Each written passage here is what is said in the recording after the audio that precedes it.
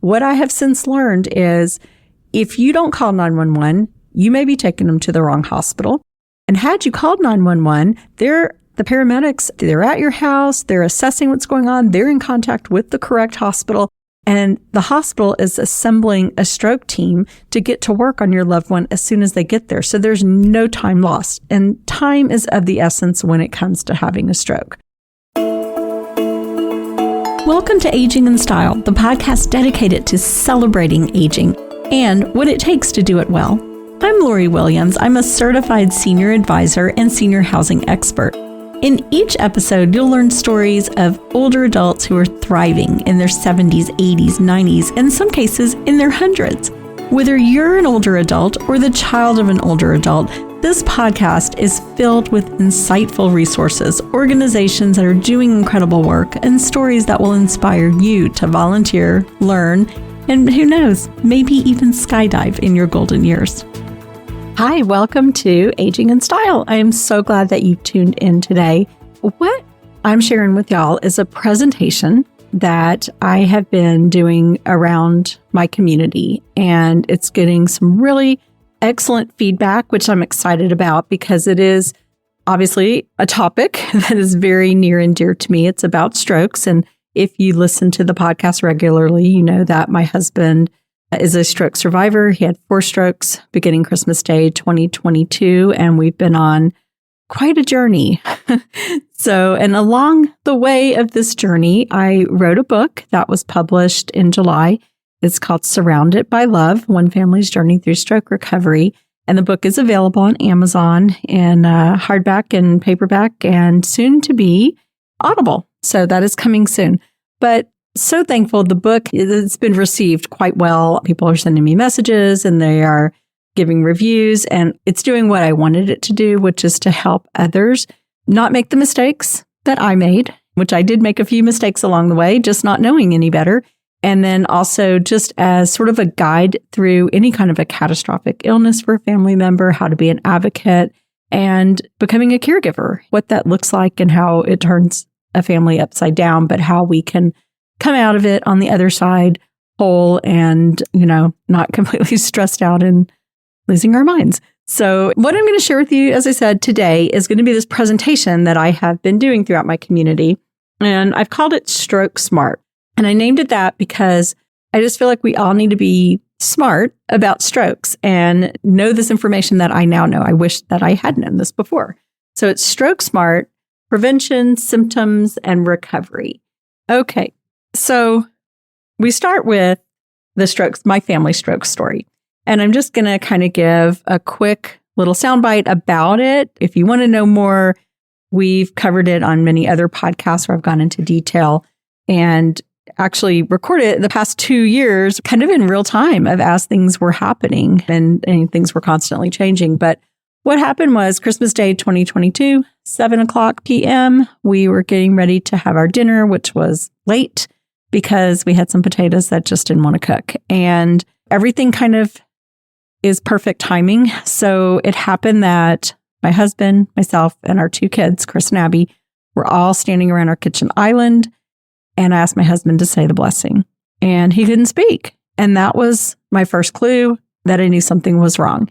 And I've shared this before, but there used to be this commercial, I think it was back in the 80s. And for some reason, every time it came on, I just would freeze and watch it. And it was called FAST. And it was the signs of a stroke.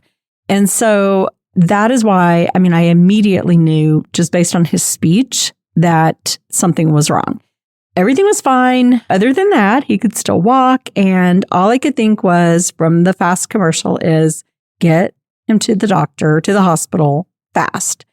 And what I should have done was called 911. And I'll go more into that. But I put him in my car and I took him to the closest hospital, which was very close, but they were not a hospital equipped to work with strokes. So he had to be medically transported it's called Care Flight here in Texas, but he was transported to another hospital that could handle his strokes. And, he was admitted in ICU. A couple of days later, he had 3 more strokes. So we went from perfectly normal, nothing unusual about our family, to mild stroke. and told he would be fine in a year or so, to catastrophic stroke, permanent disability, and rehab after rehab. He lived in rehab for 7 months. He's home. We've been through all kinds of rehab. He's still getting rehab. We have caregivers, and I have been in this role of advocate and caregiver for almost 2 years. So that's kind of the synopsis of what was going on. So in my mind, after all that I've been through, I just feel that everyone needs to be stroke smart. And my mission, along with senior living and aging, which are my passions, are also teaching people about stroke prevention. I was shocked when I learned that 80% of strokes are preventable. And that's a statistic that comes from the CDC. 80% are preventable. My gosh, if we could have prevented this, I mean, I would do anything to go back and be able to prevent this and what my husband has gone through, what our family has gone through. Strokes are the 5th leading cause of death and a leading cause of serious long-term disability. I mean, just let those facts sink in.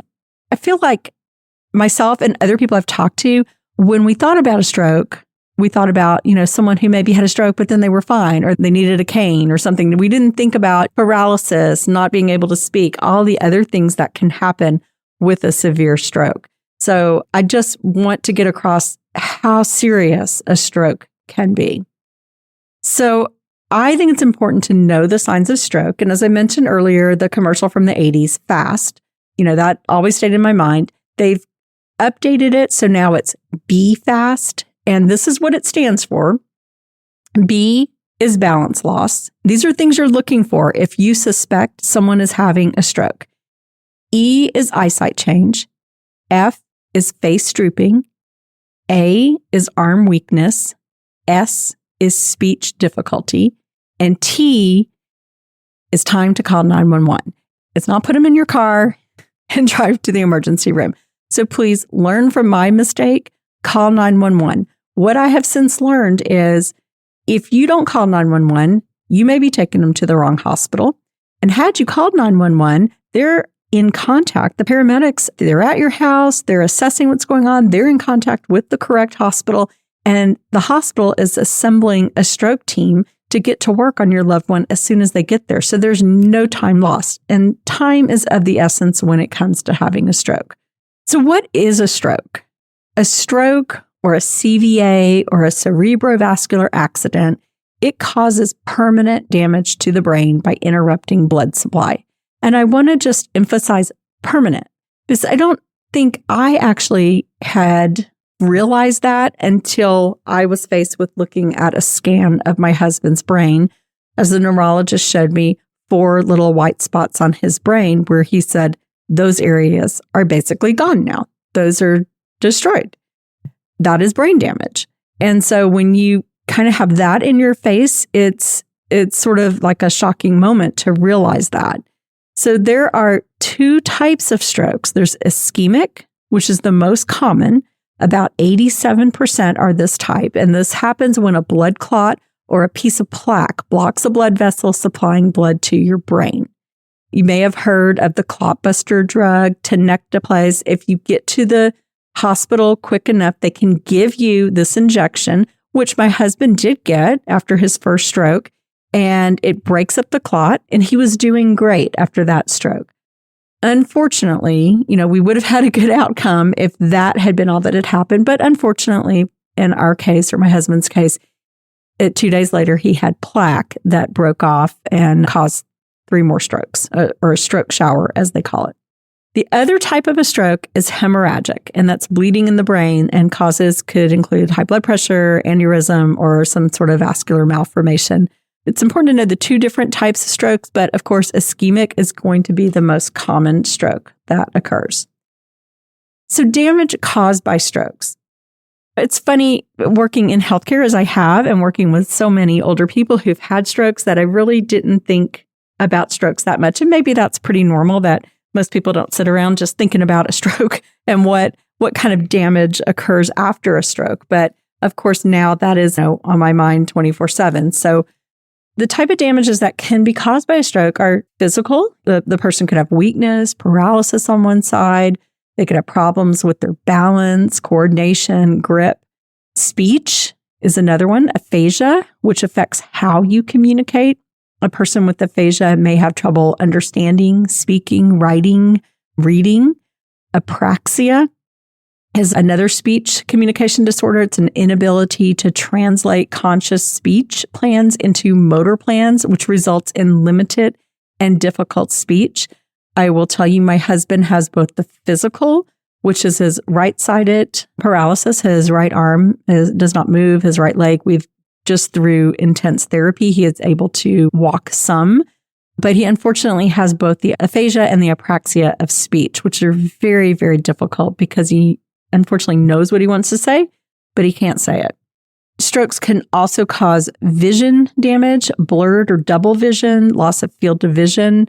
A lot of times after a stroke, someone may have loss of, like Mark had loss of peripheral vision, which has mostly come back over time.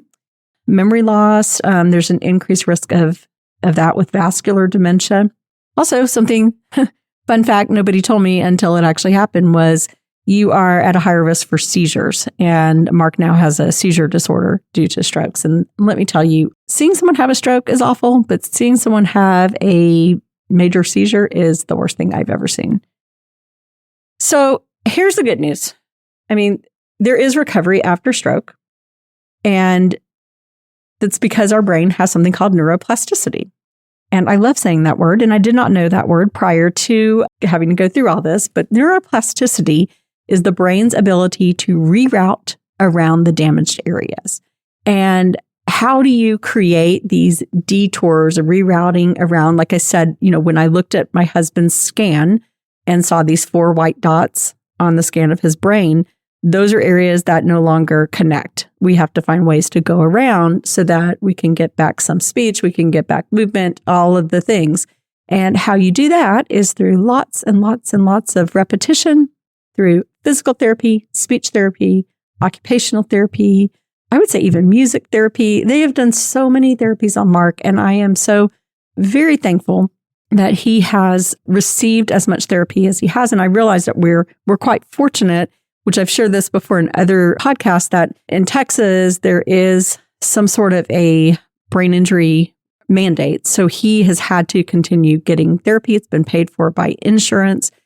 Things will change a bit when he has to go on Medicare, because Medicare doesn't cover this intense neuro rehab, which is an unfortunate thing. But he has had lots and lots of great therapy, and through all of these different disciplines, as I said, physical therapy, speech, and occupational.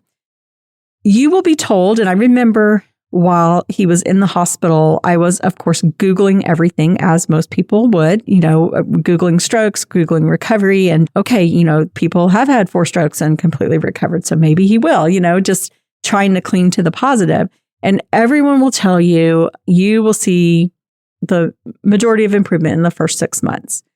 And yes, I mean, that is true. You do see most recovery, but there will be people who tell you, oh, after a year, you're not going to see anything. And that is not true. And that's what I want people to know, is that improvement can occur even years later if you continue doing therapy. And that's a message I want to share with people, is just to never give up.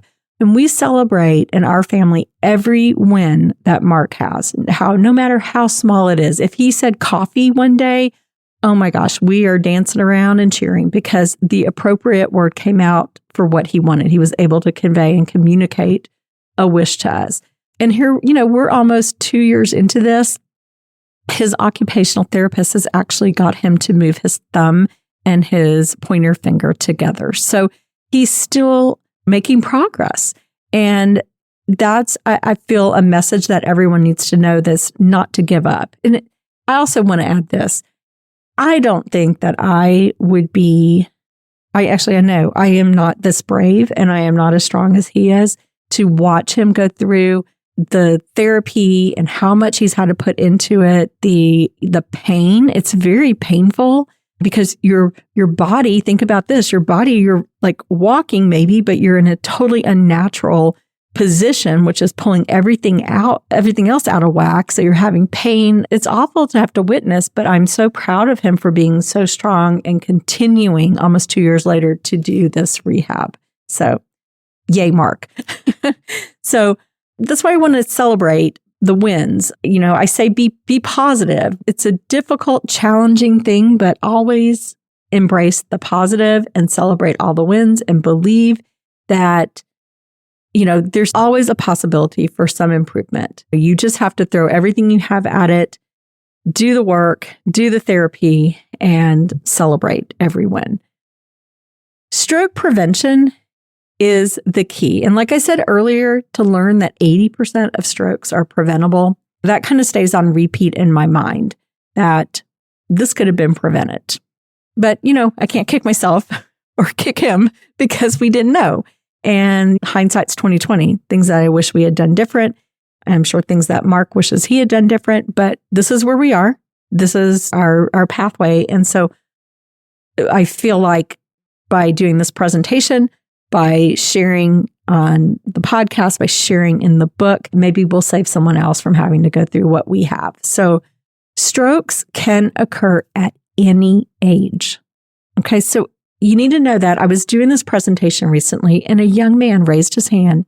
He said he had a stroke at 31. Now he is recovered and he has taken the steps to prevent having another one, but they can happen at any age. It's not just older people. Mark was 62, which I still don't consider old. He was 62 when he had a stroke. Risk goes up after the age of 65. Now, we have risk factors that we can't control, like our age. We can't control that. But there are some risk factors that you can control. And the two biggest ones, and I tell people this all the time, know your numbers. Blood pressure. The normal blood pressure is 120 over 80. If you're looking at a 180 or something crazy, you need to go get that checked out. If you need to be on blood pressure medication, do it. High cholesterol, again, know your numbers. And for these, for blood pressure and cholesterol, be sure you're having your annual physical and talk to your doctor about any concerns. Follow up. Don't be, that ostrich with your head in the sand, just thinking, I'm fine. Nothing's going to happen. Because, why do that? Why not just take care of your health and prevent what you can? Smoking, if you smoke, I'm just going to tell you right now, don't. Because 58.8% of stroke survivors in the U.S. were smokers. I don't think it's worth it. Diabetes, keeping your diabetes under control. Physical inactivity. We all need to move. And you know what? I'm talking to myself here too. I'm not the greatest at getting out and exercising, but we all need to move in any way that we can. That is what's going to keep us healthy. Watching our diet. And then sleep apnea. That is another huge one. And I will tell you this, Mark does have sleep apnea and he refused to wear the contraption thing. He said it was too uncomfortable. So if someone has told you that you are snoring loudly or have kind of do that stop breathing between snores, go get a sleep study done and find out if you have sleep apnea, just get the machine. I think I'd find a way to sleep with it to be able to avoid having a stroke. And people I've talked to in doing this, I just ask people, because a lot of people have sleep apnea and they've all told me that it took it took a minute to get used to the contraption you have to wear, but they get much better sleep now. And good sleep is tied to good health. Okay. I also talk in the book, kind of switching gears a little bit, is finding yourself in the midst of that catastrophic event. The event that's not going to happen to you, that would happen to someone else. It's like, how can I put it? I was functioning like I was doing everything I needed to do. But if you ask me something, like people were asking me, what can I do? I literally could not put a thought together. I was just doing everything I could to make sure Mark was getting the care he needed. My kids were okay. That, I was trying to figure out what was going to come next for Mark. I could not form a thought on, what you could do for me. And so people, neighbors, friends, family, people were, coming to me, how can we help? What can we do? And all I could think to say was just pray. And thankfully, they all jumped in and did stuff. And this is something I shared in the book and I've shared on the podcast because I think it's so important. If you run across a family in crisis like this, in a catastrophic event, these are some things that you can do to help them. Set up a meal train. That's what they did for us. And it was the best thing ever. And I could not have even formulated that thought to say, hey, how about meals? I mean, it just was not, it seems so simple, right? But when you're in shock, basically, and just realizing your entire life has just turned upside down and the person you love most in the world may not make it. I mean, it's tough stuff. So provide a meal or a gift card for a meal. People gave us Uber Eats and whatever the other one is. There's another one I can't think of, but they gave us gift cards to order meals. Send a get well card or a thinking of you card. Once Mark got to rehab, he loves, as most people know, we have a golden retriever. She is our therapy, emotional support, just, favorite member of the family. We all are in love with this dog. So everyone started sending Mark cards with golden retrievers, and they just brightened his day, made him so happy. Another thought, and people did, they offered to walk our dog, but my son was there, and so we didn't need that. But had our son not been there, and I was at the hospital the whole time, yes, the poor dog would have needed to be fed and walked and taken care of. So that's what a wonderful thing to offer to help someone with.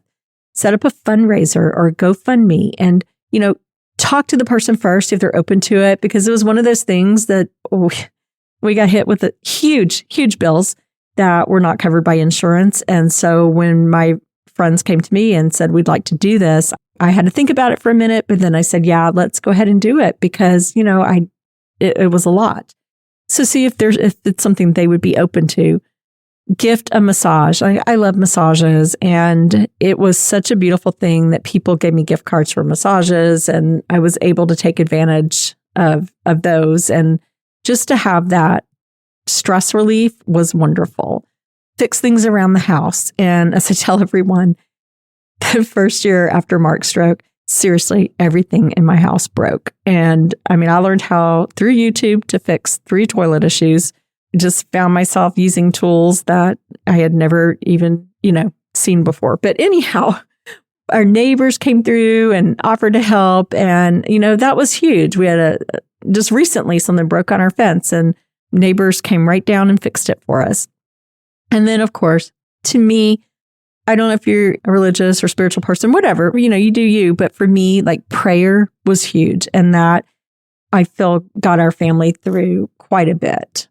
And then once, you have a catastrophic event like this, find yourself, especially if you're the spouse in this type of situation, maybe you're the child and your mom or dad had a catastrophic event, whatever it may be. Now you're the caregiver. And being the caregiver is a hard place to be. It's not easy. And this is what I tell people all the time. Don't compare your caregiving situation to others. You need to own it. Being a caregiver is hard. Is the hardest thing you'll ever do. And never discount your feelings. They're valid and real. And you're going to think things that you're going to be like, oh gosh, I'm a terrible person. No one else would think that. Yeah, I bet you they did. And I put some of those in the book because I think it was important to be real and transparent that, we're human. We're going to have these thoughts. We're going to have these feelings as we are processing what has happened to our life. So it's okay. It's all okay. And when I say don't compare your caregiving situation to others is because I got into a situation where I was on a Wives of Stroke Survivors Facebook page. And I would see stories that would break your heart. People who, they were young, they had little kids, like preschoolers, a baby, their husband had a stroke, they didn't work, they have no resources, no help, no money. And I'm just like, my gosh, it's so much worse. I can't be complaining. But you know what? That is an awful situation, but my situation's awful too, and your situation's awful. We can't compare it and think, well, it would be worse if this. It's bad. Just own it and just know it's bad. And it sounds kind of weird unless you've been through this. You don't want to get stuck in, thinking, oh, this is just so bad, but you have to process through all these feelings and not just sit there going, oh, this is okay. It's not so bad. I'm okay. Because I did that. And that's when you get in a little bit of trouble. So it is okay to scream and yell. And I mean, not at the person, of course, but like in your garage, in your car, to your best friend, your safe person, it's okay. So some of my tips for the caregiver, once you are now in this role, is use a meal delivery service. Because like for me, I'm still running a business. I'm trying to take care of my husband. Cooking, not high on my list of priorities. I don't mind cooking, but at this point in life, to go to the store, come up with a plan to cook. I mean, the whole thing, it just seems overwhelming and just too much. So we use a meal delivery service. There's also grocery delivery services and pharmacy delivery services, all these things that can help you, especially if you can't leave your loved one. So Mark, we can't leave him by himself at all. So someone always has to be there. And it's usually me or our son, Chris, who is an angel. And Chris, thankfully, does our grocery shopping. He goes to Sam's. He will do whatever. He is like a wonderful, wonderful young man. He's 28 years old, and he is just, I honestly don't know what we would do without him. And we also have a caregiver who comes a couple of days a week to help out as well. Hiring a caregiver is very expensive. It's not something that we can, personally afford at this point. I mean, I have a kid in college still too. Also, if the person that you are caring for is not yet retirement age and you're trying to get Social Security disability, I always tell people about this website that was given to me by one of the social workers. It's allsup, ALLSUP.com. Go there. They were able to help us in our situation. Mark was able to be approved for his Social Security disability within 6 months. We had to wait 3 months post-stroke because they had to see, if he was going to improve where he would not be, qualified for disability, which unfortunately he did not. And then we had to have lots and lots of paperwork. They guide you through it. And we had to get a lot of information from the doctors and the therapist and submit all of that. But he was approved 3 months after that. So it was a total of 6 months. So 3 months post-stroke, we could apply. They came back, asked me a few more questions, and then it was approved 3 months later, and we were getting his check, which is, that helps a lot to cover a lot of these medical bills and caregiving and the things that we need. The other big tip for caregivers is create me time for yourself. Do not lose yourself. You need to, and I know it's hard when you're in the midst of it, and I'm going to tell you it's going to get easier because it has been. When all this first started, I had a really hard time figuring out how to not feel guilty, carving out some time for me, but it's important. You have to take care of yourself because you don't want to get sick. You are the one holding everything together. So as I said, the goal of writing the book and doing this presentation that I have been doing to my community is to just share an awareness and prevention of stroke, for people to learn how to advocate for a loved one who may be going through a catastrophic illness, whether it's a stroke or something else or an accident. They need you. They need someone to be their advocate. And then also to show support of our caregivers and help with different tips. So I just wanted to share that about strokes and what I'm doing with my Stroke Smart program that came from my mind. And I thought, let's try this. But if you're in the Dallas area, so I'm happy to come and do a presentation for you. I could also present it over Zoom. If you'd like to share this information with a group, I'm happy to do that. Because like I said, I really want to get the word out there on stroke prevention. And of course, you can buy the book, which is on Amazon. And it's, like I said, it's hardcover, paperback, Kindle, and we have Audible coming soon as well. So I appreciate y'all tuning in as always. Please visit my website if you want more information or want to see how to order the book. It's LoriWilliams-seniorservices.com. And be sure to follow podcasts so you'll always get our podcasts when they come on every Friday as they do. And do share them with your friends and family. And you just never know who this information may help or who you don't know that they need this and they need the information. So please do share it. Thank you so much for tuning in, and we'll talk to you next week. Bye-bye.